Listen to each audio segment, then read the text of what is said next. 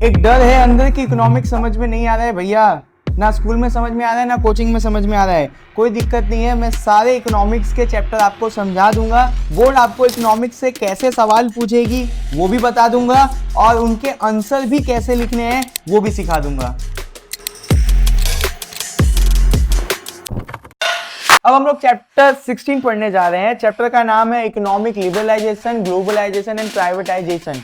ये तीनों पॉलिसीज हैं। अब देखो, ये चैप्टर को समझाने के पहले मैं आपको एक कहानी बता देता हूं जिससे आपको ये चैप्टर समझना काफी आसान हो जाएगा।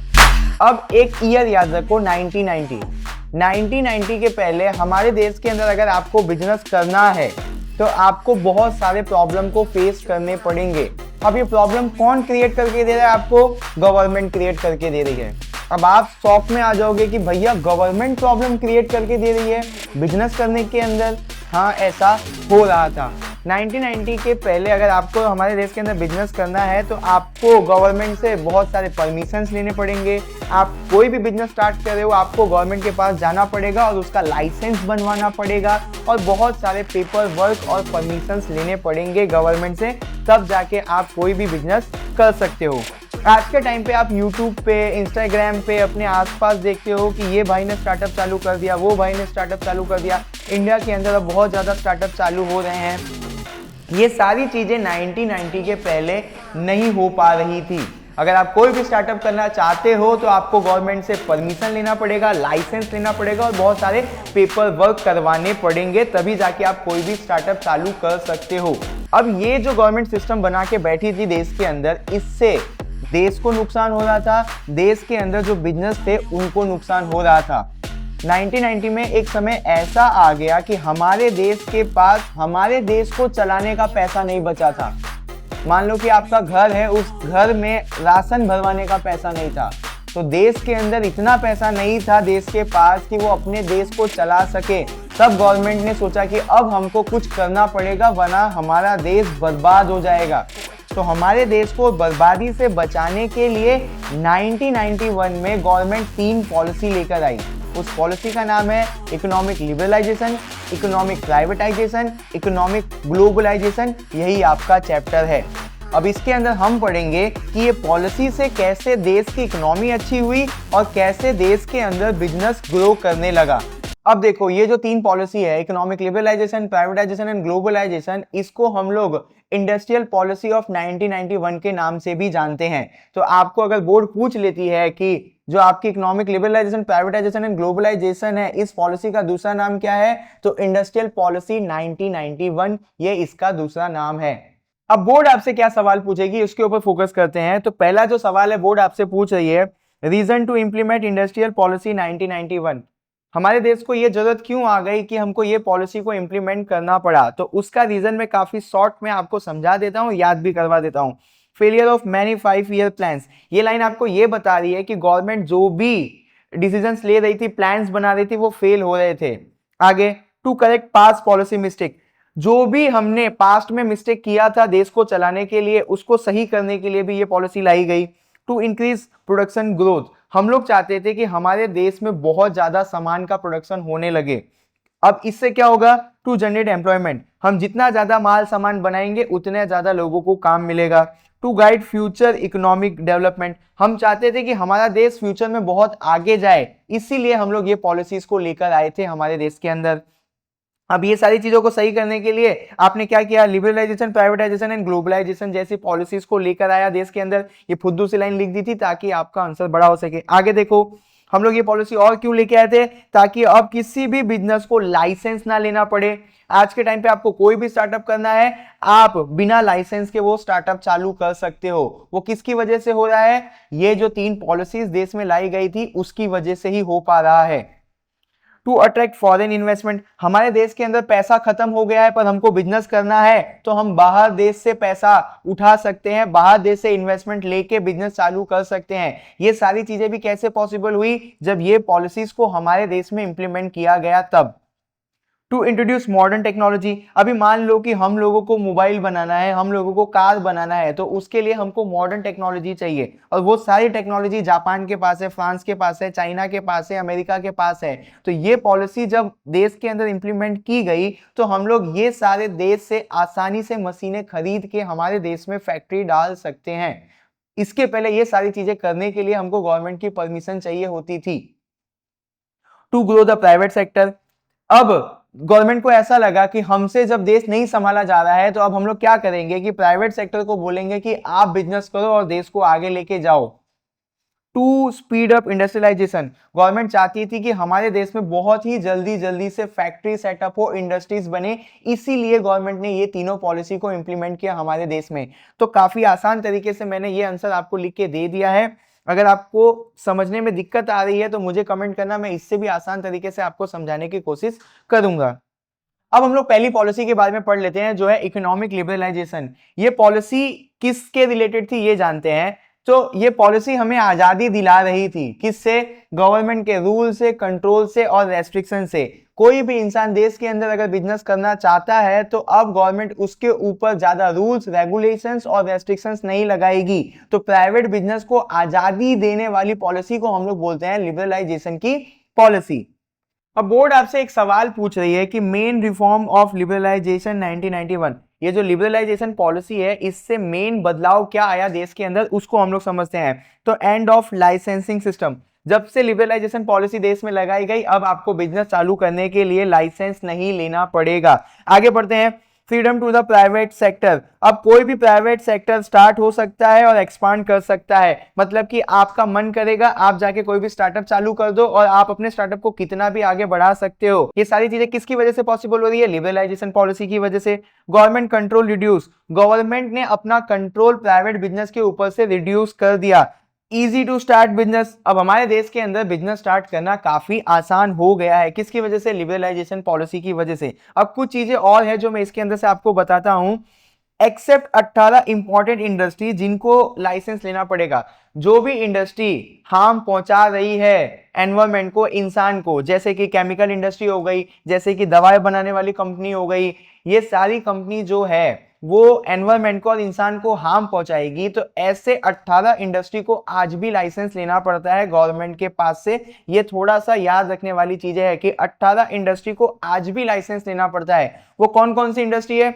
वो ऐसी इंडस्ट्री हैं जो इंसान को, देश को और एनवायरमेंट को हार्म पहुंचाएंगी। अब और भी कुछ चीजें बता देता हूं कि जैसे रेलवे, डिफेंस, एटॉमिक एनर्जी, ये सारे आज भी गवर्नमेंट के कंट्रोल में है। इंडिया में रेलवे हो गया, डिफेंस हो गया या वेपन बनाने की कंपनी हो गई, इनको आज भी गवर्नमेंट कंट्रोल करती है और गवर्नमेंट ही इनको चलाती है। हम जैसे प्राइवेट लोगों को इनका बिजनेस नहीं दिया गया है। अब हम लोग पढ़ लेते हैं एडवांटेज ऑफ लिबरलाइजेशन। तो लिबरलाइजेशन का एडवांटेज क्या है, तो इसको एग्जांपल के थ्रू समझेंगे। सबसे पहला, small shops and startup like Ola, Zomato started easily. आज आपको कोई भी स्टार्टअप करना है तो आपको उस स्टार्टअप के लिए लाइसेंस नहीं लेना पड़ेगा और इजीली आप हमारे देश में बिजनेस चालू कर सकते हो। जैसे आप एग्जांपल दे सकते हो कि ओला और जोमेटो जैसे बिजनेस हमारे देश में चालू हो गए और इनको कोई भी लाइसेंस लेने की जरूरत नहीं पड़ी। दूसरा फायदा क्या है कि प्राइवेट कंपनी ग्रू, बिग प्राइवेट कंपनी डेवलप। हमारे देश के अंदर प्राइवेट कंपनी ग्रो करने लगी। जैसे एग्जांपल देख लो, जियो का सिम है, एयरटेल का इंटरनेट है और रिलायंस के सारे प्रोडक्ट हैं,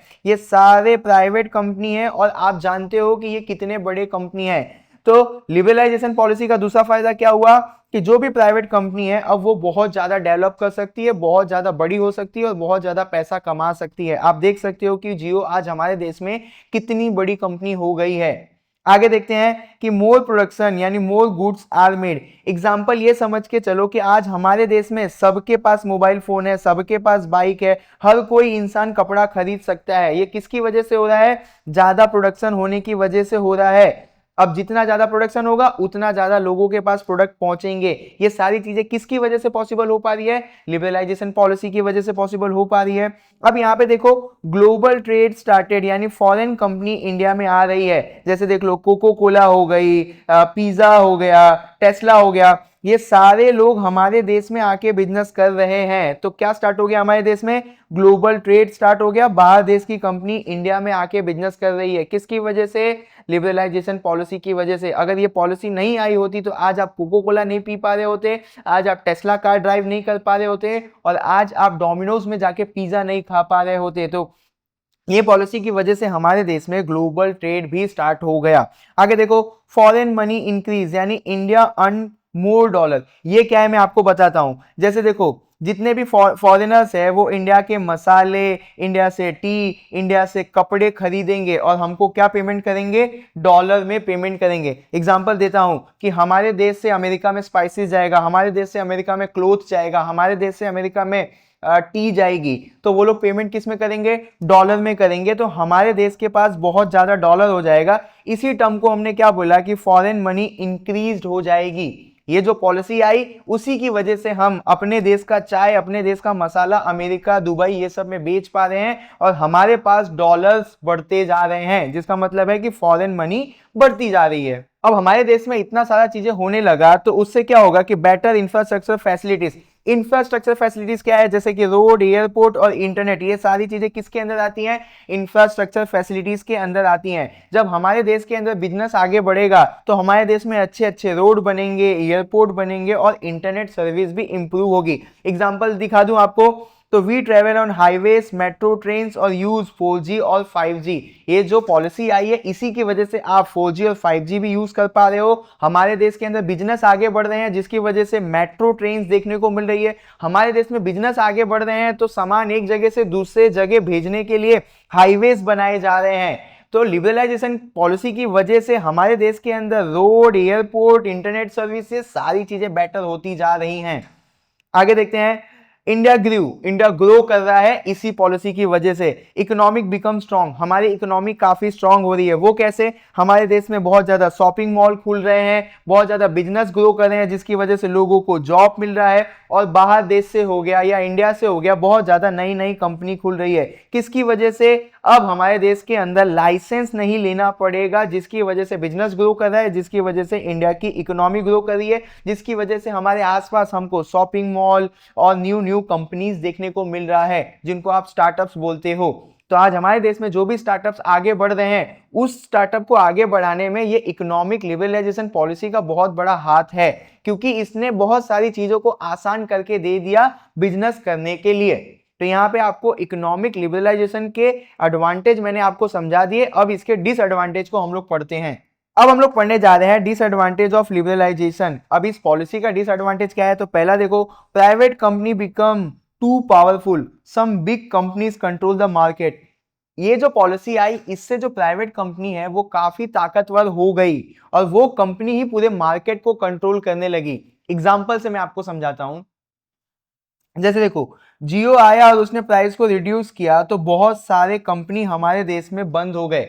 जियो आया, उसने प्राइस ड्रॉप किया, हमारे देश में और भी बहुत सारी सिम की जो कंपनी थी वो सब बंद हो गई। तो ये पहला नुकसान हुआ हमको इकोनॉमिक लिबरलाइजेशन पॉलिसी से कि प्राइवेट बिजनेस इतना स्ट्रांग होता जाता है कि वो दूसरे बिजनेस को बंद करवा देता है। तो ये पहला नुकसान हुआ। दूसरा नुकसान क्या हुआ? Agriculture ignored, more focus on industry, less on farming. Government जब ये पॉलिसी बना रही थी तो उन्होंने एग्रीकल्चर को इग्नोर कर दिया। उन्होंने सारा का सारा ध्यान इंडस्ट्री को डेवलप करने के अंदर दिया, एग्रीकल्चर को आगे बढ़ाने के लिए कोई भी पॉलिसी नहीं बनाया। एग्जांपल से समझते हैं, government build big malls, factories, but many farmers still don't get proper irrigation और इलेक्ट्रिसिटी। गवर्नमेंट ने इंडस्ट्री को आगे बढ़ाने के लिए तो बहुत कुछ कर दिया, बड़े बड़े मॉल्स बना दिए, फैक्ट्रीज बना दिया, बट गवर्नमेंट ये भूल गई कि आज भी हमारे देश में किसान जो है ना तो उनको प्रॉपर सीड मिल पा रहा है, ना तो उनको प्रॉपर इरिगेशन फैसिलिटीज मिल पा रही है, ना तो उनके घरों तक इलेक्ट्रिसिटी पहुंच पा रही है। देश में इंडस्ट्री तो आगे बढ़ गई बट गवर्नमेंट एग्रीकल्चर को आगे बढ़ाना भूल गई। ये दूसरा नुकसान है। आगे देखते हैं, rich become richer, poor become poorer, income gap increased. ये जो लाइन है इससे आप ये कहावत बोल सकते हो कि इंडिया में अमीर और अमीर होता जा रहा है, गरीब और गरीब होता जा रहा है। वो कैसे? Businessman like Ambani become very rich but many workers still earn less. देखो गवर्नमेंट ने जो पॉलिसी बनाई उससे सारा फायदा किसको हो गया? बिजनेसमैन को हो गया। तो देश के अंदर जितने भी जॉब करने वाले लोग हैं उनकी इनकम पे कोई भी फर्क नहीं आया। ये जो पॉलिसी है इकोनॉमिक लिबरलाइजेशन की, ये सपोर्ट कर रही है बिजनेसमैन को, तो बिजनेसमैन और आगे बढ़ गया, मतलब कि वो और अमीर बन गया। बट जॉब करने वाले लोगों का कुछ भी नहीं हुआ, क्योंकि ये पॉलिसीज जॉब करने वाले लोगों को फायदा दे ही नहीं रही थी। तो बिजनेसमैन और अमीर बन गए और जो जॉब करने वाले हैं, जो अदर लोग हैं, वो और गरीब होते चले गए। तो ये जो है ये तीसरा नुकसान है इस पॉलिसी का। चौथी बुराई देख लेते हैं, economic inequality. Development is not equal everywhere. हर जगह में देश में डेवलपमेंट एक जैसा नहीं हुआ। एग्जांपल देता हूं आपको, cities like Delhi and Mumbai develop fast but villages are still backward. आप बहुत ध्यान दो तो हमारे देश में जो बड़ी बड़ी सिटी है जैसे कि दिल्ली हो गई, मुंबई हो गई, हैदराबाद हो गया, बैंगलोर हो गया, अहमदाबाद हो गया, ये सारे शहर तो डेवलप कर गए, बट आज भी हमारे देश के अंदर ऐसे गांव हैं जहां पे इलेक्ट्रिसिटी नहीं पहुंच पा रही है। ये जब पॉलिसी आई तो बड़े बड़े शहरों को तो डेवलप कर गई, बट जो हमारे देश के गांव हैं उनको डेवलप नहीं कर पाई। इसीलिए हम लोग बोल सकते हैं कि देश के अंदर इकोनॉमिक इनइक्वालिटी यानी कि डेवलपमेंट इक्वली सब जगह पे नहीं हुआ, ये पॉलिसी आने के बाद भी। आगे बढ़ते हैं, पॉल्यूशन एंड सोशल प्रॉब्लम्स, इसको पढ़ते हैं, बहुत मजा आएगा। मोर फैक्ट्रीज मोर वेस्टेज। गवर्नमेंट ने ऐसा बोला कि आप फैक्ट्री लगाओ, हम आपको सपोर्ट करेंगे, बट गवर्नमेंट ये बात भूल गई कि जितनी फैक्ट्री लगेगी उतना वेस्ट निकलेगा, उतना पॉल्यूशन फैलेगा। आगे बताता हूं, दिल्ली में देखो एयर पॉल्यूशन हो गया, गंगा नदी को हमने बर्बाद कर दिया, किसकी वजह से? इंडस्ट्रीज की वजह से ही। तो जितना गवर्नमेंट ने इंडस्ट्री को सपोर्ट किया उतना ज्यादा वेस्ट प्रोड्यूस हुआ, उतना ही ज्यादा हमारे देश के अंदर पॉल्यूशन भी फैला। छठा जो बुराई है वो पढ़ लेते हैं, मोर फॉरेन लोन्स।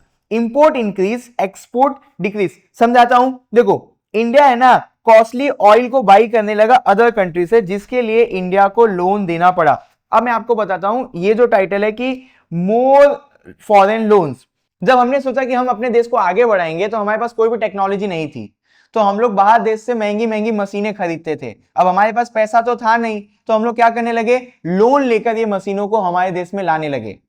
अब हमारे देश में जब ये मशीन्स आ गई तो उसको चलाने के लिए हमको चाहिए ऑयल। अब ऑयल भी हमारे देश के पास था नहीं, तो हमारा देश जो है वो ऑयल लोन पे खरीदने लगा।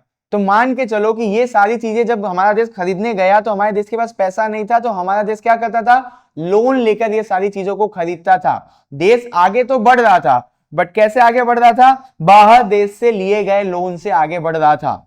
आगे देखते हैं, लास्ट बुराई कर लेते हैं, less focus on farming, more money went to industry and IT sector.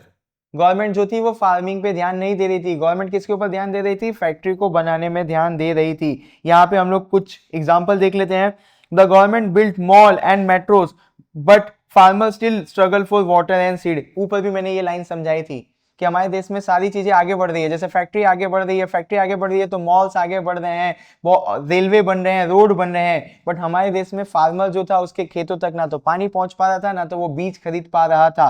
तो गवर्नमेंट ने एग्रीकल्चर के ऊपर ध्यान नहीं दिया। मैंने पीछे ये चीज समझाई हुई है, तो इतना ज्यादा डिटेल में नहीं जा रहा हूं। मुझे मालूम है कि ये सारी चीजें आपके लिए नई है, तो इसीलिए आपको क्या करना होगा कि ध्यान से सुनना होगा। थोड़ा सा मेहनत करते हैं, आपको सारी चीजें समझ में भी आ जाएगी और याद भी रह जाएगी। अब अगला जो क्वेश्चन है वो है प्राइवेटाइजेशन। इसके बारे में हम सीख लेते हैं, जान लेते हैं, पहले हम पढ़ लेते हैं। It means the government gives its company business service to private companies to run instead of running them itself. भैया कुछ समझ में नहीं आया। मान लो गवर्नमेंट की एक कंपनी है, मान लो कि BSNL है, चलो आपको BSNL भी याद नहीं रहेगा। मान लो कि गवर्नमेंट की कंपनी रेलवे है। आप सबको पता है कि रेलवे किसके पास है? गवर्नमेंट के पास है। अब जो रेलवे है वो गवर्नमेंट से चल नहीं पा रहा है, गवर्नमेंट जब भी रेलवे को चला रही है तो गवर्नमेंट को लॉस हो रहा है, तो गवर्नमेंट अपनी ये रेलवे की कंपनी चलाने के लिए प्राइवेट कंपनी को दे देगी। कंपनी किसकी थी? गवर्नमेंट की। चलाने के लिए किसको दे दिया? प्राइवेट कंपनी को। क्यों प्राइवेट कंपनी को दे दिया? क्योंकि गवर्नमेंट से ये कंपनी चल नहीं पा रही थी। गवर्नमेंट जब रेलवे को चला रही थी तो गवर्नमेंट को लॉस आ रहा था, तो लॉस से बचने के लिए गवर्नमेंट ने ये कंपनी किसको दी थी चलाने के लिए? प्राइवेट कंपनी को दे दी। तो अब आपको पता है कि रेलवे चलाना कोई बच्चों का काम तो है नहीं, तो ये बिजनेस चलाने के लिए बहुत बड़े बड़े बिजनेसमैन आगे आएंगे, जैसे कि रिलायंस हो गया, टाटा ग्रुप हो गया, अडानी हो गया। ये सारे लोग अब क्या करेंगे?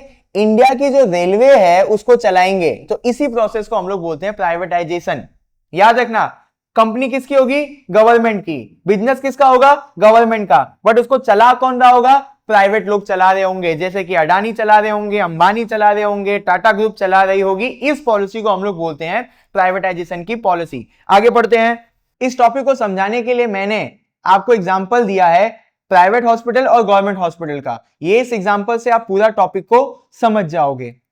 अब इस पॉलिसी से फायदा क्या होगा, यानी एडवांटेज ऑफ प्राइवेटाइजेशन। पहला, इंप्रूव इकोनॉमिक, यानी privatisation help the country grow. जब आप कोई भी लॉस मेकिंग कंपनी किसी प्राइवेट आदमी को दोगे तो वो उसको प्रॉफिटेबल बनाएगा, जिससे हमारे देश की कंट्री ग्रो करेगी। एग्जांपल देता हूं, when private hospital like Apollo and Fortis started, health care improve and the economic benefit. हमारे देश में आप सबको पता है कि गवर्नमेंट हॉस्पिटल हैं, वो गवर्नमेंट हॉस्पिटल अच्छे से चल नहीं पा रहे थे, तो गवर्नमेंट ने क्या बोला कि प्राइवेट इंसान को दे दो तो ये गवर्नमेंट हॉस्पिटल अच्छे से चलने लगेगा। तो हमारे देश में गवर्नमेंट हॉस्पिटल उठा के किसको दे दिया? प्राइवेट लोगों को दे दिया। तो आज आप देख सकते हो कि हमारे देश के अंदर सारी फैसिलिटी मिलती है हेल्थ सेक्टर के अंदर। क्यों? क्योंकि प्राइवेट लोग भी इसके अंदर आ रहे हैं। आगे देखते हैं, better working of companies, public companies work more efficient.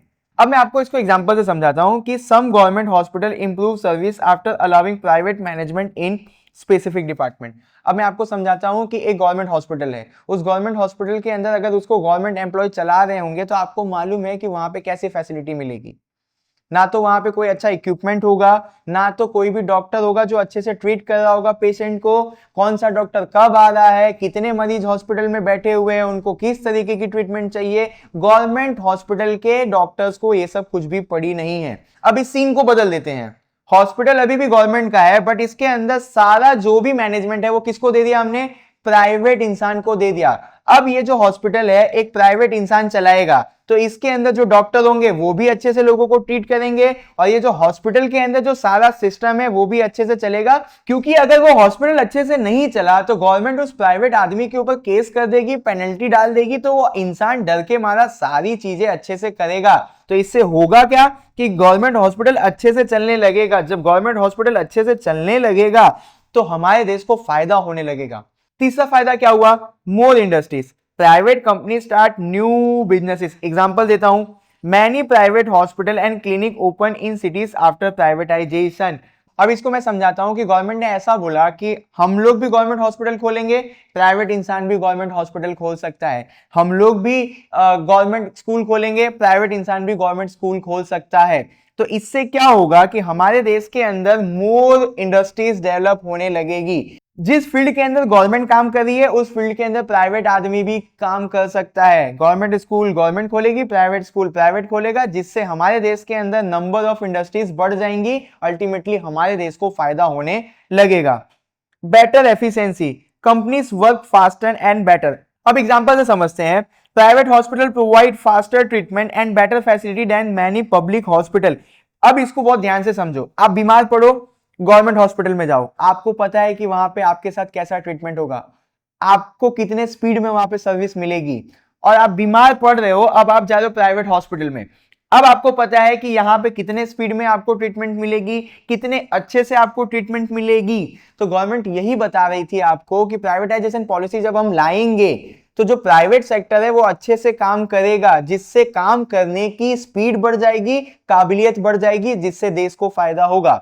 Government hospital में जाओगे तो अच्छे से ट्रीटमेंट नहीं होगा, प्राइवेट हॉस्पिटल में जाओगे तो तेजी से अच्छे से ट्रीटमेंट होगा, मतलब काम करने की एफिशिएंसी बढ़ गई, जिससे अल्टीमेटली देश को फायदा हो रहा है। अब अगले एडवांटेज को पढ़ते हैं, more production, more goods and service are available for people. Example से समझाता हूं, private hospital offer more medical service, bed and advance treatment. आप सबको पता है कि अगर आपको प्राइवेट हॉस्पिटल में अच्छी सर्विस मिल रही है, मतलब कि वो प्राइवेट हॉस्पिटल ज्यादा पैसे कमाएगा। तो प्राइवेट हॉस्पिटल जितना ज्यादा पैसे कमाएगा वो उतनी ज्यादा अपनी ब्रांचेस खोलेगा, मतलब वो जितनी ज्यादा ब्रांचेस खोलेगा उतने ज्यादा बेड देश में अवेलेबल हो जाएंगे ट्रीटमेंट के लिए, उतनी ज्यादा अच्छी मेडिकल फैसिलिटी मिलने लगेगी, और हमको बहुत ही अच्छी तरीके से एडवांस मशीनों से ट्रीटमेंट मिलने लगेगा। ये कैसे हो रहा है? जब प्राइवेट हॉस्पिटल अच्छे से काम कर रहे हैं तो वो पैसा बनाएंगे और वो आगे बढ़ते जाएंगे, मतलब कि अपनी बहुत ज्यादा ब्रांचेस खोलेंगे। अब उसी तरीके से जब गवर्नमेंट वाली बिजनेस के अंदर प्राइवेट लोग घुसेंगे तो वो अच्छे से काम करेंगे,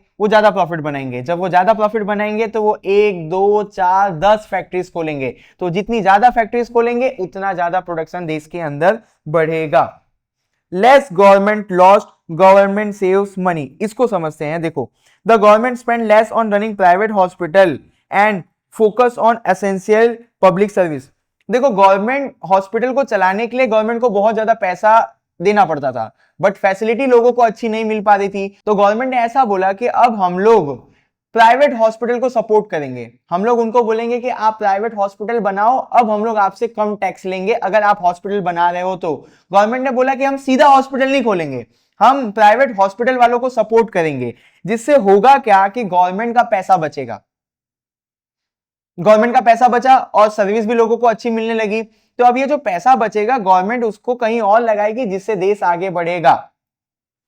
आगे, more jobs, private company create more jobs. यहां पे एग्जांपल से समझाता हूं। Private hospital employ many doctor, nurse, staff, creating job for employ. अब प्राइवेट हॉस्पिटल के एग्जांपल से समझो कि प्राइवेट हॉस्पिटल अब आगे बढ़ रहा है तो उनको और लोगों की जरूरत पड़ेगी। वो और डॉक्टर को अपॉइंट करेंगे, वो और नर्स को अपॉइंट करेंगे, जिससे क्या हो रहा है, देश के अंदर रोजगार यानी जॉब क्रिएट हो रहा है। जब प्राइवेट कंपनी आगे बढ़ेंगी ना तो उनको लोगों की जरूरत पड़ेगी, तो वो लोगों को हायर करेंगे, जिससे हमारे देश के अंदर जॉब क्रिएट होगी। तो ये सारा फायदा हमको हो रहा था किससे? प्राइवेटाइजेशन पॉलिसी की वजह से।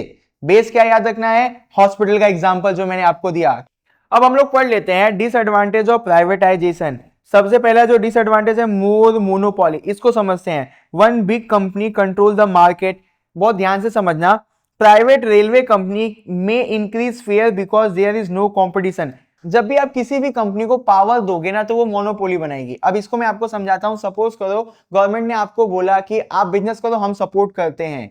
तो आप बिजनेसमैन हो, आप ये चाहोगे कि आपका कोई भी कॉम्पिटिटर ना हो मार्केट में, आप अकेला बिजनेस करने वाले बचो उस फील्ड के अंदर। तो आप क्या क्रिएट कर रहे हो? मोनोपोली क्रिएट कर रहे हो। अब मोनोपोली से घाटा क्या होगा कि आप अपने प्रोडक्ट का प्राइस कभी भी बढ़ा दोगे। एग्जांपल देता हूं, आप सबको पता है कि जब भी वैकेशन आता है तो हमको रेलवे की टिकट्स नहीं मिलती हैं, और जो टिकट्स मिल रही होती है उनके दाम कितने ज्यादा हो जाते हैं। 800 रुपए वाली टिकट हमको 2-2 हजार, 25-2500 रुपए में खरीदना पड़ता है। तो किसी भी चीज को जब आप प्राइवेट इंसान के हाथ में दे दोगे तो वो पूरे मार्केट को अपने हिसाब से कंट्रोल करने की कोशिश करेगा। ये पहला घाटा है। आगे देखते हैं। Small business suffer, small business do not grow well. Example देता हूं कि लोकल स्मॉल क्लिनिक में close because of big private hospital. मान लो कि आपके एरिया में बहुत सारे छोटे छोटे क्लिनिक थे, अब गवर्नमेंट ने सपोर्ट दिया तो एक बड़ा हॉस्पिटल खुल गया, अब वो प्राइवेट हॉस्पिटल था। तो वो जो प्राइवेट हॉस्पिटल है ना, ये सारे क्लिनिक वालों का धंधा खा जाएगा। तो प्राइवेट इंसान के हाथ में जब आप पावर दोगे तो वो छोटे छोटे बिजनेस को बर्बाद करके अपने आप को आगे बढ़ाने की कोशिश करेगा। ये घाटा हुआ। आगे देखते हैं। Price goes up, things become more expensive. इसके लिए मैं आपको एक सवाल पूछता हूं कि गवर्नमेंट स्कूल की फीस सस्ती होगी कि प्राइवेट स्कूल की फीस सस्ती होगी? अब आप जवाब दोगे कि भैया गवर्नमेंट स्कूल की फीस सस्ती होगी। गवर्नमेंट हॉस्पिटल में ट्रीटमेंट सस्ते में होगा कि प्राइवेट हॉस्पिटल में ट्रीटमेंट सस्ते में होगा? आप बोलोगे कि भैया गवर्नमेंट हॉस्पिटल में ट्रीटमेंट सस्ते में होगा। तो जब आप कोई भी चीज प्राइवेट वालों को दोगे तो प्राइवेट वाली चीज महंगी पड़ने लगेगी इंसानों को। ये घाटा हुआ। तो वही मैंने लिखा हुआ है कि treatment in private hospital cost more then in government hospital. तो प्राइवेट इंसान के हाथ में कोई भी चीज दोगे तो वो चीजें महंगी पड़ेगी। ये तीसरा घाटा हुआ हमको। अब ये जो चौथी बुराई है आप इसे रिलेट कर पाओगे। Profit over people, companies focus on earning money not social welfare. Private company समाज की भलाई के ऊपर फोकस नहीं करेगी, वो प्रॉफिट के ऊपर फोकस करेगी। एग्जांपल देखो, private school and hospital charge high fees instead of helping everyone. Example देता हूं कि आपको कैंसर हो गया और आप प्राइवेट हॉस्पिटल में गए, वो बोलेंगे कि इलाज के लिए 4 लाख रुपए चाहिए। अब आप बोलोगे कि भैया मैं 4 लाख रुपए नहीं दे पाऊंगा, तो वो बोलेंगे ठीक है हम आपका इलाज नहीं करेंगे, बाहर में जाओ, आप मर जाते हो तो मर जाओ, आप अपना घर बेच दो, आप अपने गहने बेच दो, सारी चीजें बेचो और उनके पैसे भरो। प्राइवेटाइजेशन से लोग प्रॉफिट के ऊपर फोकस करने लगे, ना कि समाज के ऊपर फोकस करने लगे। पांचवा बुराई देख लो, असेंशियल सर्विस बिकम कॉस्टली, जैसे कि हेल्थ केयर, एजुकेशन, ट्रांसपोर्ट में भी एक्सपेंसिव। एग्जांपल देता हूं, प्राइवेट बस हो गई, हॉस्पिटल्स हो गया, स्कूल्स हो गया, charge more than public one. Government जब ये सारी चीजों को चला रही थी, जैसे स्कूल चला रही थी, हॉस्पिटल चला रही थी और बस चला रही थी, तो आपको सारी चीजें सस्ती पड़ रही थी। ये सारी चीजें हमने प्राइवेट के हाथ में दे दिया तो ये सारी चीजें हमको महंगी पड़ने लगी। ये आपका पांचवा बुराई है। छठी बुराई को देख लेते हैं, rural area are ignore, focus is on city not village. Example देते हैं, private hospital are mostly in cities, village still have fewer doctor. तो यहां पे मैं आपको हॉस्पिटल के एग्जांपल से ये समझा रहा हूं कि ज्यादातर फोकस किया गया शहर को डेवलप करने के अंदर, गांव में कोई भी प्राइवेट आदमी बिजनेस करने गया नहीं। जैसे आप देखोगे कि आप बीमार पड़ जाओ तो जो बड़े बड़े हॉस्पिटल्स हैं वो बड़े बड़े शहरों में हैं। आप अगर किसी गांव में रहते हो तो आपको बड़े शहर में जाके आपका इलाज करवाना पड़ेगा। तो प्राइवेटाइजेशन हमें ये दिखा रही है कि डेवलपमेंट जो भी हुआ वो बड़े बड़े शहरों में हुआ, गांव जो है वो इस पॉलिसी का फायदा नहीं उठा पाया। आगे, लेस जॉब सिक्योरिटी, वर्कर्स में फेस प्रॉब्लम लाइक लो पे और ले ऑफ। आप प्राइवेट सेक्टर के अंदर काम करोगे ना तो आपको कम सैलरी मिलती है। एग्जांपल देता हूं, एक गवर्नमेंट टीचर है और एक प्राइवेट टीचर है। आपको पता है कि गवर्नमेंट टीचर की सैलरी ज्यादा है और प्राइवेट टीचर की सैलरी बहुत कम है। गवर्नमेंट टीचर को पता है कि मैं कुछ भी करूं, मैं पढ़ाऊं ना पढ़ाऊं मेरी जॉब नहीं जाएगी, बट एक प्राइवेट टीचर को पता है कि मैं अगर नहीं पढ़ाऊंगा तो मुझे निकाल दिया जाएगा। गवर्नमेंट टीचर को काम भी नहीं करना पड़ रहा है और ज्यादा सैलरी भी मिल रही है, प्राइवेट टीचर को ज्यादा काम करना पड़ रहा है और कम सैलरी भी मिल रही है। तो जॉब सिक्योरिटी नहीं होती है प्राइवेट बिजनेस के अंदर। वही सारी चीजें यहाँ पे लिखी है मैंने। तो अब हम समझेंगे तीसरी और आखिरी पॉलिसी को, ग्लोबलाइजेशन की पॉलिसी को। पहले इसके मीनिंग को पढ़ लेते हैं। It means connecting India's economic with the rest of the world. हम लोग इंडिया की इकोनॉमी को पूरे दुनिया की इकोनॉमी के साथ जोड़ रहे हैं। इसका मतलब ये है कि अब इंडिया पूरी दुनिया के साथ बिजनेस करेगा और पूरी दुनिया भी इंडिया के साथ बिजनेस करेगी। ये पॉलिसी से हम लोग पूरी दुनिया में बिजनेस करेंगे, ये चेंज आया हमारे देश के अंदर। It's allowed trade, business and investment between countries. अब कोई भी देश हमारे साथ ट्रेड कर सकता है, बिजनेस कर सकता है और हमारे देश में आके इन्वेस्टमेंट कर सकता है। आगे देखते हैं, India can buy, sell and work with other country easily. हम लोग किसी भी देश से कुछ भी खरीद सकते हैं, किसी भी देश को कुछ भी बेच सकते हैं और हमारे लोग किसी भी देश में जाके काम कर सकते हैं या वहां से लोग हमारे देश में आके काम कर सकते हैं। ये सारी चीजें किसकी वजह से पॉसिबल हुई? ग्लोबलाइजेशन की वजह से पॉसिबल हुई। तो यहाँ पे आपने ग्लोबलाइजेशन की मीनिंग देख ली। अब एडवांटेज देखते हैं।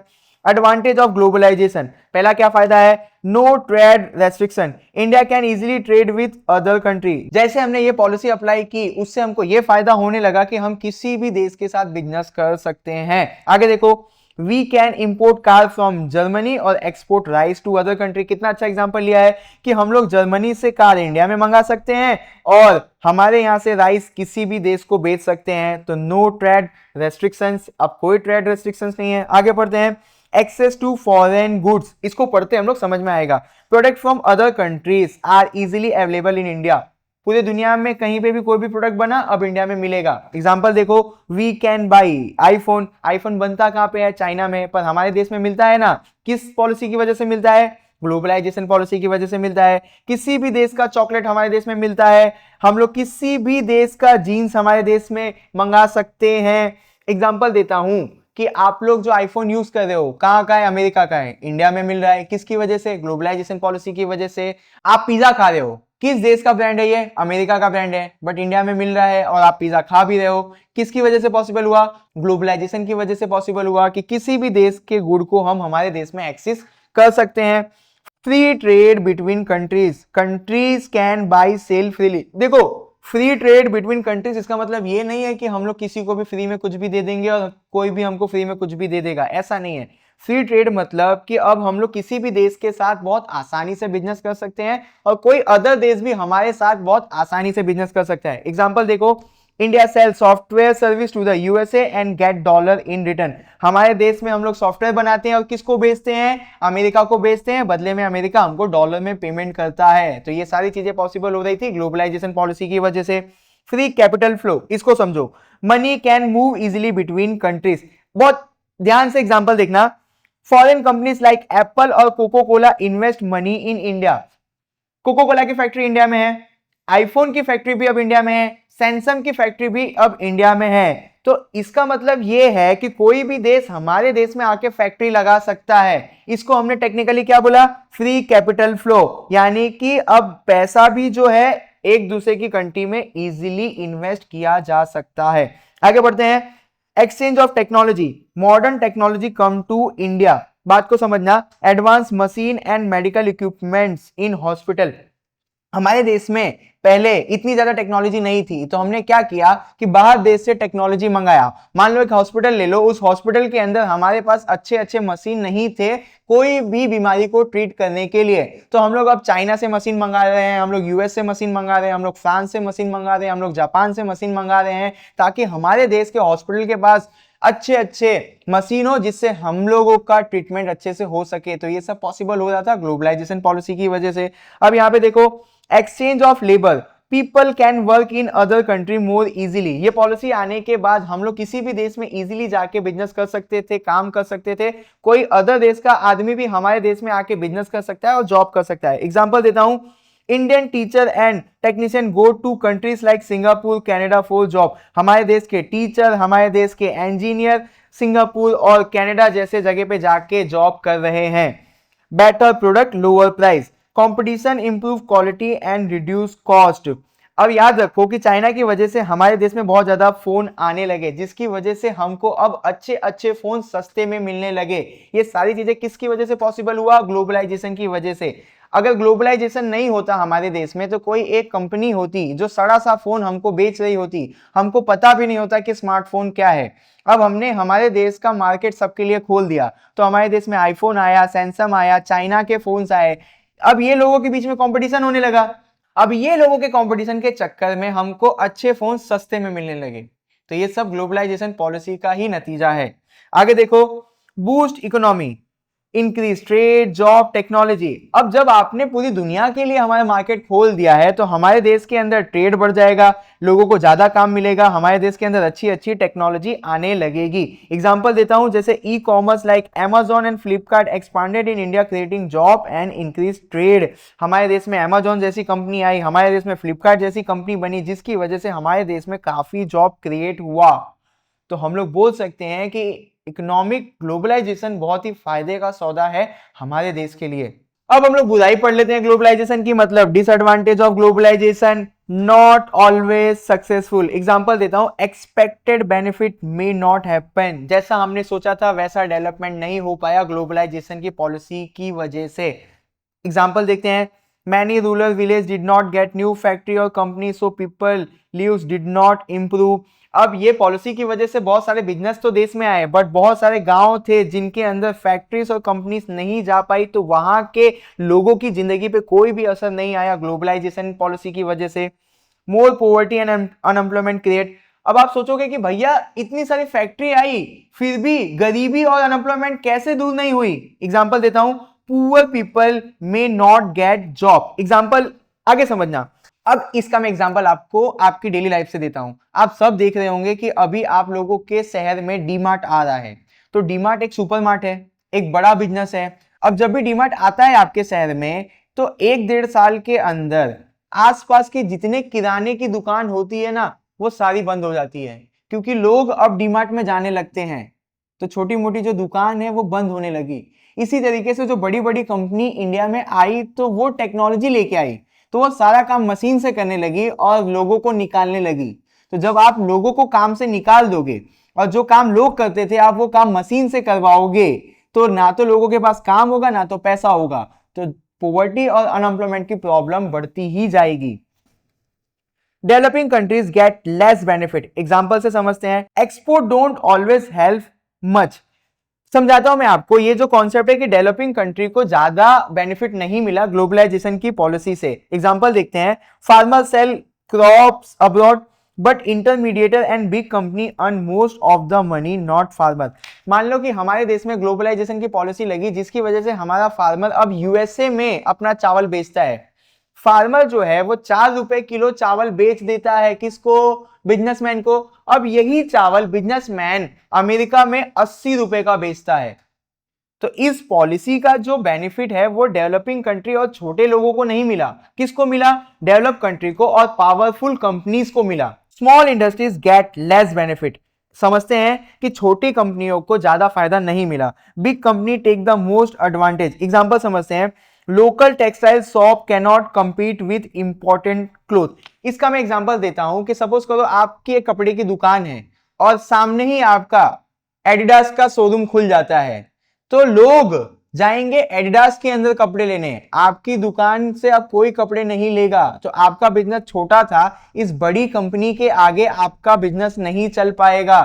आपको पता है कि एडिडास के आगे आपकी दुकान नहीं चल पाएगी, तो आपकी दुकान बंद हो जाएगी। आपकी छोटी दुकान थी जो कंपटीशन में सर्वाइव नहीं कर पाई बड़ी कंपनी के आगे। Small industry shut down, job losses happen, handmade toys और handicraft maker lose customer to big branded toy.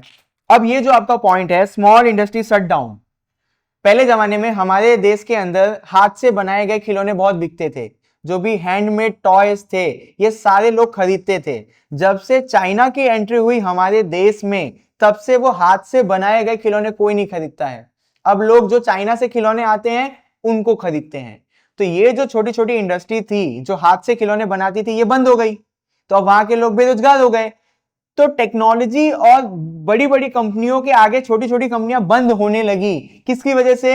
ये जो पॉलिसी गवर्नमेंट ने अपनाई ग्लोबलाइजेशन की, उसकी वजह से। Rich get richer, poor struggle, income gap increase. Example समझते हैं, big IT companies and factory owners earn huge profit but small keeper and lower labours earn very little. अब इसको हम लोग वापस से डीमार्ट के एग्जांपल से समझते हैं कि जब डीमार्ट आया तो डीमार्ट को प्रॉफिट होने लगा, तो डीमार्ट के जो मालिक है वो अमीर बनते जाएंगे, मतलब कि जो अमीर थे वो और अमीर होते गए। बट आसपास के जो किराने के दुकान वालों के धंधे बंद हो गए, तो अब बेचारे वो और गरीब होते जाएंगे। तो ग्लोबलाइजेशन की वजह से जो अमीर बिजनेसमैन थे वो और अमीर बनते गए, और जो छोटे बिजनेसमैन थे वो बर्बाद होते गए और गरीब होते गए। ट्रेड इम्बैलेंस, इसको समझते हैं, India import more than it export, we buy more electronics from other country than we sell abroad. ये एग्जांपल मैंने बहुत सोच समझ के लिया है कि आपके आसपास जितने भी इलेक्ट्रॉनिक सामान है हम सब चाइना से मंगाते हैं, और हम लोग कितना इलेक्ट्रॉनिक सामान चाइना को बेचते हैं। तो हम लोग इलेक्ट्रॉनिक सामान इंपोर्ट ज्यादा करते हैं और इलेक्ट्रॉनिक सामान का एक्सपोर्ट नहीं कर पाते हैं। आप अपने आप से सवाल पूछो कि सारी इलेक्ट्रॉनिक चीजें हम चाइना से मंगा रहे हैं, बट हम कितना चाइना को बेचते हैं। तो हमारा जो ट्रेड है वो इम्बैलेंस है, हम खरीदते ज्यादा हैं बेचते कम हैं, तो ट्रेड पूरा इम्बैलेंस है। तो ये घाटा है ग्लोबलाइजेशन का। अब हम लोग एक ऑर्गेनाइजेशन है जिसका नाम है WTO, फुल फॉर्म क्या है? World trade organisation. स्टार्ट कब की गई थी? 1 जनवरी 1995 को यूएन के मेंबर्स ने चालू किया था। WTO को किसने चालू किया था? यूएन के मेंबर ने। कब चालू किया था? 1 जनवरी 1995 को। इसका हेडक्वार्टर कहां पे है? जिनेवा में है और स्विट्जरलैंड में है, मतलब स्विट्जरलैंड के जिनेवा में है इसका हेडक्वार्टर। किसका? WTO का।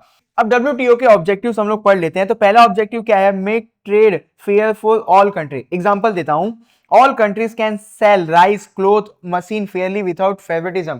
अभी देखो, डोनाल्ड ट्रंप यानी अमेरिका के प्रेसिडेंट ने ऐसा बोला कि कोई भी इंडिया से चावल कपड़े नहीं खरीदेगा। हम लोग किससे खरीदेंगे? पाकिस्तान से खरीदेंगे। क्यों? क्योंकि हमारा मन है।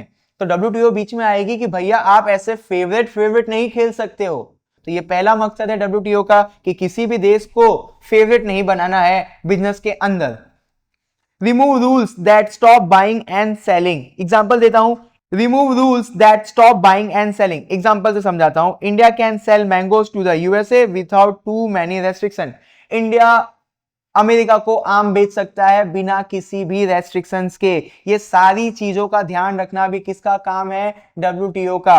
कि कोई भी देश किसी भी देश के साथ अगर ट्रेड करना चाहता है तो कोई भी रूल्स एंड रेगुलेशंस की वजह से उसको प्रॉब्लम ना आए, ये सारा ध्यान WTO रखेगा। मतलब कि बोलेगा कि भैया आप बिजनेस करो, हम बैठे हैं, कोई भी रूल्स एंड रेगुलेशंस अगर बना रहा है तो हमको फोन कर देना, हम आपके रूल्स एंड रेगुलेशंस हटवा देंगे, बस आप धंधा करते रहो। तो दूसरा ये मकसद है उनका। Help country sell more abroad. Example देता हूं, Indian software companies like TCS sell service to the other country. अब WTO ने देखा कि इंडिया के अंदर बहुत सस्ते में सॉफ्टवेयर बन जाता है, तो WTO के लोग आएंगे और इंडिया को बोलेंगे कि भैया आप अपने देश से सारा सॉफ्टवेयर पूरी दुनिया में बेचो। क्यों? क्योंकि आप लोग अच्छा और सस्ता सॉफ्टवेयर बनवा लेते हो। तो ये लोग ये भी देखते हैं कि कौन अच्छा काम कर रहा है और वो सारे अच्छे काम को पूरी दुनिया में बेच दो। Protect local business. अब ये लोग लोकल बिजनेस को भी बचाते हैं। Indian farmer are protected from cheap imported vegetable. अभी मान लो कि जो भी गरीब कंट्री है वहां पे जो अनाज है वो सस्ते में उग जाएगा, तो अब वो लोग हमारे देश में अगर अनाज बेचने आ गए तो हमारे देश के किसानों को तकलीफ होगी, क्योंकि हमारा जो अनाज है वो महंगा पड़ेगा। वो लोग गरीब थे इसीलिए उनका सारा चीजें सस्ता है, अब हम लोग उनसे अमीर है तो हमारी चीजें महंगी पड़ेगी। तो WTO बीच में आएगी और बोलेगी कि भैया ये जो सारी प्रॉब्लम है इसको हम लोग सॉल्व कर देंगे, आप टेंशन मत लो, आप लोग धंधा करो। आर्ग्यूमेंट्स एग्जांपल देता हूं, if India and another country argue about steel price the WTO help solve it. अब अमेरिका और चाइना दोनों लड़ाई कर रहे हैं कि स्टील का प्राइस जो हम डिसाइड करेंगे वही होगा। अमेरिका बोल रहा है कि तू मेरी बात नहीं मानेगा, इंडिया बोल रहा है कि नहीं मैं तुम्हारी बात नहीं मानूंगा, मेरे मन के प्राइस पे स्टील दुनिया को बेचूंगा। WTO बीच में आएगी और अमेरिका इंडिया को बोलेगी कि भैया एक बीच का रास्ता निकालते हैं, हम लोग एक ऐसा प्राइस निकालते हैं जिससे दोनों को फायदा हो। तो बिजनेस के अंदर कहीं पे भी अगर आर्ग्यूमेंट हो रहा है, लड़ाई हो रही है, तो WTO उसको भी सॉल्व करके देगा। अब छठा जो ऑब्जेक्टिव है उसको देख लेते हैं, fair chance for all country. Example देता हूं कि small countries like Nepal and get the same chance to export goods as big country. जितना चांस अमेरिका को मिलता है बिजनेस करने में दुनिया में, उतना ही चांस नेपाल जैसी छोटी कंट्रियों को भी मिले। ये भी एक मकसद है WTO का कि fair chance for all countries. अगला जो WTO का ऑब्जेक्टिव है, follow global trade rules. Example देता हूं, countries must follow agreement about tax on imports goods. अब यहाँ पे एक बात को समझो कि हर कंट्री का अपना अपना एक टैक्स का सिस्टम होता है। आप किसी भी देश में जब अपना सामान भेजोगे तो वो कंट्री उस सामान के ऊपर अपने देश के हिसाब से टैक्स लगाता है। तो इन सारी चीजों में किसी भी देश के ऊपर लड़ाई ना हो जाए, कोई भी देश इस चीज के ऊपर लड़ाई ना करे, तो ये सारे एग्रीमेंट बनवाने का काम भी WTO करके देता है। Help poor and developing countries. Example देखते हैं, WTO give special trade rules to help farmer in poor countries. जैसे कि मान लो पाकिस्तान हो गया, नेपाल हो गया, ये सारी पुअर कंट्रीज के अंदर जो भी फार्मर हैं, ये सारे फार्मर को कैसे सपोर्ट किया जाए, ये सारी चीजें भी WTO देखता है। ये सारी चीजों के अंदर भी WTO इन्वॉल्व रहता है कि गरीब देश के लोगों को कैसे आगे बढ़ाया जाए बिजनेस के थ्रू। अब अगला जो ऑब्जेक्टिव है WTO का, create job and reduce poverty. इसको कैसे देखते हैं, एक्सपोर्टिंग क्लोथ और IT service create job in India. मान लो कि हम लोग कपड़ा बनाते थे और वो कपड़ा हम लोग अपने देश में बेचते थे तो 100 लोगों को काम मिलता था। तो WTO आके बोली कि आप जो कपड़ा बना रहे हो वो अच्छा है और आप अगर इसको सस्ते दाम में पूरी दुनिया में बेचोगे तो पूरी दुनिया आपसे लेगी। पहले हम लोग 100 कपड़ा बेचते थे जिससे 10 लोगों को काम मिल रहा था, अब हम लोग 1000 कपड़ा बेचने लगे तो हम लोग 100 लोगों को काम देंगे। तो WTO इस तरीके से किसी भी देश की गरीबी दूर करता है और उस देश के अंदर अनएम्प्लॉयमेंट की प्रॉब्लम को भी सॉल्व करके देता है। आगे देखते हैं, हेल्प इंडस्ट्रीज ग्रू। एग्जांपल देखते हैं, global trade help the Indian textile and software industries expand. WTO की वजह से ही आज हमारे देश में जो भी टेक्सटाइल इंडस्ट्री है वो काफी आगे बढ़ रही है। क्यों? क्योंकि पूरी दुनिया हमसे कॉटन खरीदती है, कपड़ा खरीदती है। तो ये सारी चीजों के अंदर WTO हमको मदद करता है जिसकी वजह से हमारे देश की इंडस्ट्रीज आगे बढ़ती है। तो यहाँ पे आपने WTO के ऑब्जेक्टिव को पढ़ लिए। अब हम लोग आगे पढ़ने जा रहे हैं फंक्शंस ऑफ WTO।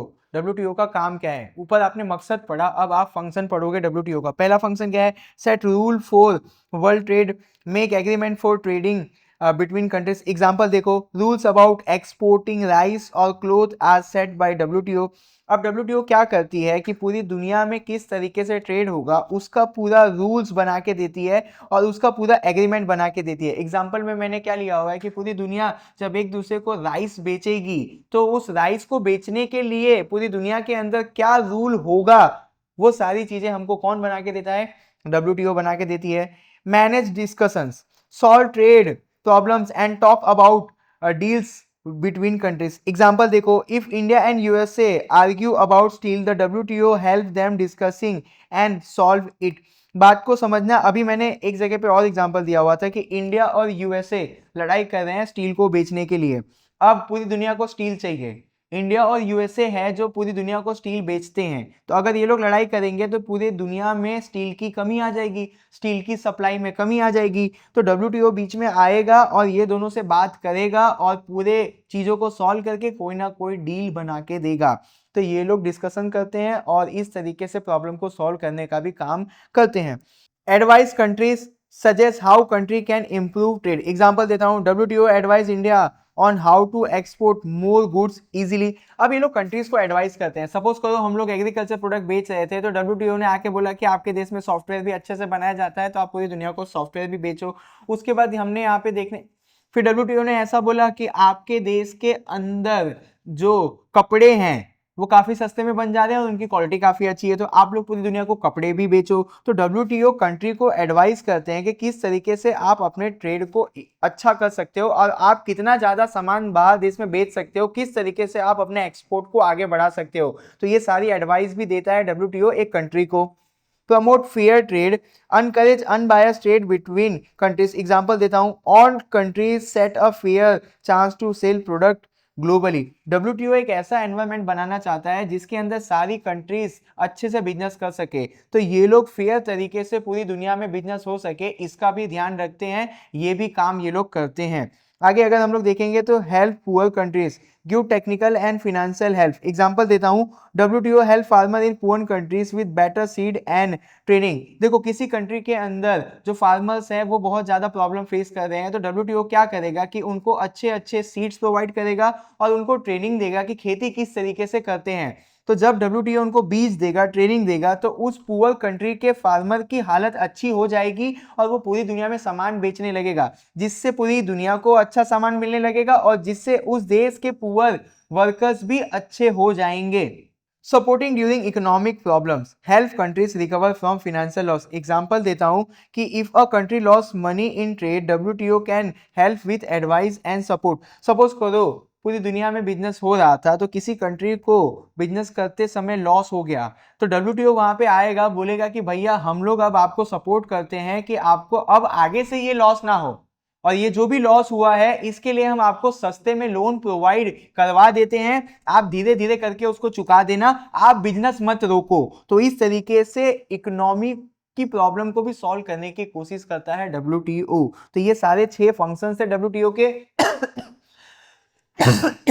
जो मैंने आपको समझाने की कोशिश की।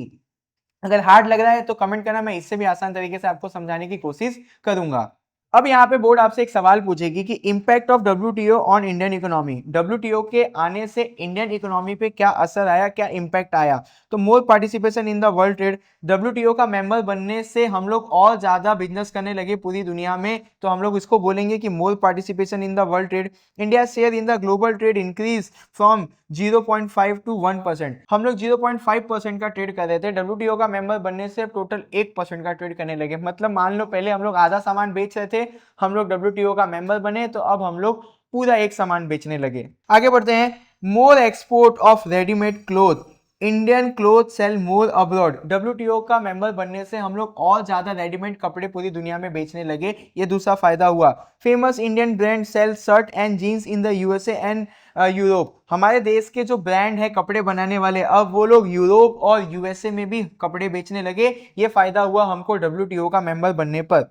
मोर export of agriculture product, farmers sell more crop abroad. WTO का मेंबर बनने पे हमारे फार्मर्स और ज्यादा सामान बेचने लगे पूरे दुनिया को, मतलब जो भी एग्रीकल्चर प्रोडक्ट था वो और बिकने लगा पूरी दुनिया में डब्ल्यूटीओ का मेंबर बनने से। Example, Indian mango spices teas are exported to many country. पूरी दुनिया को हम लोग मैंगो स्पाइसेस और टी बेचने लगे। आगे बढ़ते हैं, reduction in import, India by fewer product from other country. Example देखते हैं, India produce more sugar and steel locally so import decrease. अब क्या हो गया कि हम लोग डब्ल्यूटीओ का मेंबर बने तो हम लोगों को बहुत सारी फैसिलिटीज और सपोर्ट मिल गया, जिसकी वजह से हम हमारे देश में गन्ना ज्यादा उगाने लगे, जिसकी वजह से शुगर जो था वो ज्यादा हो गया देश के अंदर, तो अब हम लोग बाहर देश से शुगर नहीं मंगाते हैं। अब दूसरा देखो स्टील का, तो डब्ल्यूटीओ से हमको जो भी सपोर्ट मिला, जो भी फायदा मिला, जिसकी वजह से अब स्टील जो है वो हम अपने देश में ही बनाने लगे, जिसकी वजह से अब बाहर देश से हम स्टील नहीं खरीदने लगे। तो स्टील हो गया, फिर शुगर हो गया, ऐसे बहुत सारे चीज हो गए। तो स्टील हो गया, शुगर हो गया, रेडीमेड क्लॉथ हो गया, ये सारी चीजें अब हम लोग अपने देश में बनाने लगे, तो हम लोग अब बाहर देश से इसको मंगाते नहीं है, जिसकी वजह से हम बोल सकते हैं कि इंपोर्ट कम हो गया हमारे देश का।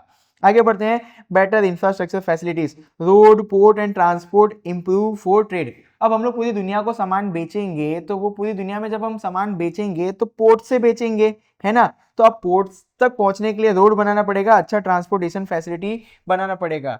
तो जब हम लोग WTO का मेंबर बने तो हम लोग का ट्रेड बढ़ गया। अब वो ट्रेड जब बढ़ा तो हमारे देश में रोड्स और ट्रांसपोर्टेशन फैसिलिटीज भी अच्छी हो गई, अच्छे अच्छे हाईवे देखने को मिलने लगे, पोर्ट्स बनने लगी, जिसकी वजह से हमारा देश और आगे बढ़ने लगा। तो यहाँ पे हमने ये देख लिया कि क्या इम्पैक्ट आया WTO का मेंबर बनने से इंडिया को। आगे हम लोग देखते हैं, जो टॉपिक है वो है सस्टेनेबल डेवलपमेंट। सस्टेनेबल डेवलपमेंट की मीनिंग को हम पढ़ते हैं। Sustainable development means using resource today in a way that does not harm the future.